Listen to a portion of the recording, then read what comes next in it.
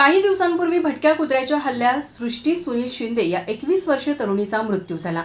या घटनेमुळे कोल्हापुरातील वातावरण चांगलंच तापलं होतं। अनेकांनी महानगरपालिकेचे या प्रश्नावरून वाभाडे काढले होते।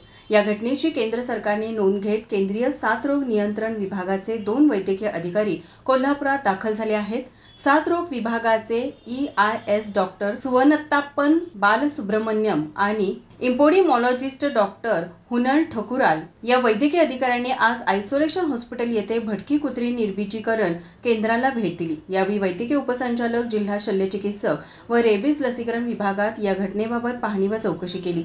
यावेळी माजी नगरसेवक भूपाल शेट्टी यांनी संबंधित पशु वैद्यकीय अधिकारी विजय पाटील यांनी भटक्या कुत्र्यांबाबत शहरात कोणतीही उपाययोजना केली नाही असा आरोप केला। वैद्यकीय अधिकाऱ्यांनी चौकशी करत संबंधित अधिकारी, डॉक्टर व कर्मचाऱ्यांवर कठोर कारवाई करावी असा इशारा भूपाल शेट्टी यांनी दिलाय। कोल्हापूर शहरामध्ये ज्या मोकाट आणि भन्नाट कुत्र्यांनी धुमाकूळ घातलेला आहे आणि सृष्टी शिंदे हिचा दुर्दैवी मृत्यू झालेला आहे, त्यामुळं आज केंद्रीय राष्ट्रीय साथरोग नियंत्रण अधिकारी सोनपत सुब्रमण्यम तसेच doctor Hanul Shukral, central for one health Delhi यांना या पशुवैद्यकीय अधिकारी विजय पाटील यानं 2008 पासून एकाही कुत्र्यावर आजपर्यंत निर्बीजीकरण आणि शस्त्रक्रिया केलेली नाही।